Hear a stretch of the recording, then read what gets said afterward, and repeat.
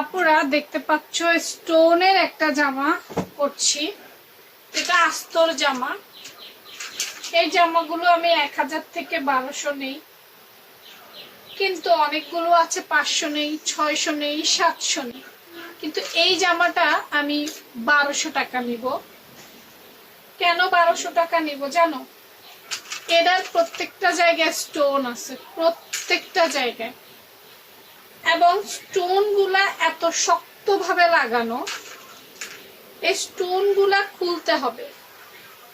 তারপর দেখে দেখে দেখে দেখে আস্তে আস্তে মেশিন চালিয়ে, অর্থাৎ যেখানে আমি 4টা 3 পিস সেলাই করতে পারবো নর্মাল, সেখানে আমাকে একটা 3 পিস নিয়ে সারাদিন পরে থাকতে হবে।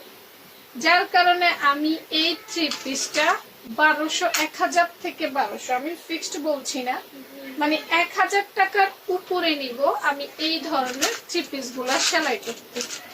এগুলো পার্টি ড্রেস প্লাস এগুলো সালোয়ার, যেটা সেখানেও আস্তর হয়, সেখানেও অনেক কষ্ট করতে হয়। দেখতে পাচ্ছ আমি প্রত্যেকটা জায়গায় কত নিখুঁত ভাবে আস্তে আস্তে আস্তে আস্তে তোমার ইয়ে করেছি, পিন সেট করছি।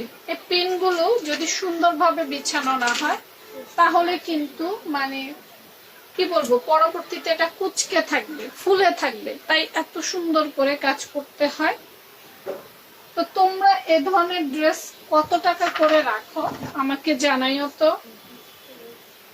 সব আস্তর জামাতে কিন্তু একই রকম কষ্ট হয় না, কিছু কিছু আস্তর জামাতে প্রচুর কষ্ট হয়, যেমন এইটা।